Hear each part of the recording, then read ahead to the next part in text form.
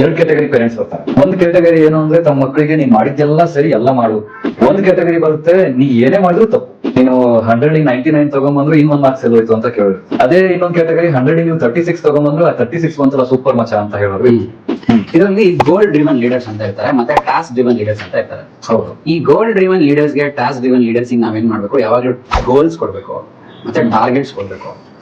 ಇಷ್ಟು ಮಾರ್ಕ್ಸ್ ತೆಗಿಬೇಕು, ಇಷ್ಟು ಟೈಮ್ ಒಳಗಡೆ ನೀವು ಕೆಲಸ ಮಾಡ್ಬೇಕು ಅಂತೆಲ್ಲ ಹೇಳಿದ್ರೆ ಇವರಿಗೆ ನೀವು ಹೆಲ್ದಿ ರೈಟ್ ಎನ್ವಿರಾನ್ಮೆಂಟ್ ಕೊಟ್ಟಿರಿ ಅಂತ. ಸೊ ಅದಕ್ಕೋಸ್ಕರ ಯಾರಿಗೆ ಕೆಪಾಸಿಟಿ ಇದೆ ಅವ್ರಿಗೆ ಹೇಳಿ ಎಲ್ಲ ಮಾಡಿ ಅಂತ. ಯಾರಿಗೆ ಕೆಪಾಸಿಟಿ ಇಲ್ಲ ಅವ್ರಿಗೆ ನೀವು ಸುಮ್ನೆ ಪ್ರೆಷರ್ ಹಾಕ್ಬೇಡಿ. What is the techniques, what are the methods suppose to be followed ಅಂತ ಎಜುಕೇಟ್ ಮಾಡಿ. ಎಜುಕೇಟ್ ಮಾಡಕ್ಕೆ ಜನರಿಗೆ ಗೊತ್ತಿಲ್ಲ ಸರ್, ಟೀಚರ್ಸ್ ಗೊತ್ತಿಲ್ಲ, ಪೇರೆಂಟ್ಸ್ ಗೊತ್ತಿಲ್ಲ. ಅವಾಗ ಪ್ರೆಷರ್ ಆಗ್ತಾ ಇರ್ತಾರೆ ಮಕ್ಕಳಿಗೆ. ಇದನ್ನ ಡಿಪೆಂಡೆನ್ಸಿ, ಇಂಡಿಪೆಂಡೆನ್ಸಿ ಮತ್ತೆ ಇಂಟರ್ ಡಿಪೆಂಡೆನ್ಸಿ ಅಂತ ಕರಿತೀವಿ ಸರ್. ಡಿಪೆಂಡೆನ್ಸಿ ಅಂದ್ರೆ ಏನು, ಆ ಮಗುಗೆ ತನ್ನ ಸಾಮರ್ಥ್ಯ ಗೊತ್ತಿಲ್ಲ, ನೀವು ಕೌಶಲ್ಯಗಳನ್ನ ಹೇಳ್ಕೊಡ್ಬೇಕು, ಅವಾಗ ಮಗು ವಿನ್ ಆಗುತ್ತೆ. ಇನ್ನೊಂದು ಮಗು ಹತ್ರ ಎಲ್ಲಾ ಸಾಮರ್ಥ್ಯ ಇದೆ, ಅವನಿಗೆ ನೀನ್ ಇಷ್ಟು ಮಾಡು ಅಂತ ಹೇಳ್ಬಿಟ್ರೆ ಅವ್ನು ಮಾಡ್ಕೊಂಡು ಹೋಗ್ತಾ ಇರ್ತಾನೆ.